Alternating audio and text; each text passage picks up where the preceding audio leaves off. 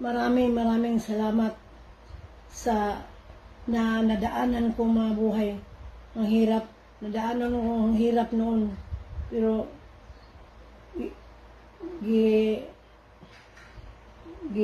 ligtas mo ako sa kahirapan. Ito nang buhay ko ngayon.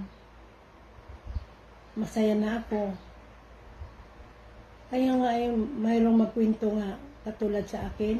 Maawa ko sila. Yung sabi ko, daanan ko yan. Daanan ako na yung ginawa ninyo. Pero sipag lang. Sipag-tiyaga lang tayo para sipag-tiyaga para may malaga. Sipag-tiyaga talaga para may makain ng mga anak natin. Anak.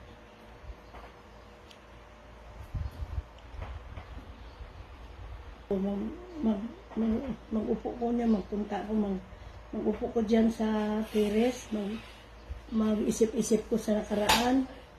Sarap isip-isipin, ulit-ulitin ang nakaraan nga ganito ang buhay na ngayon.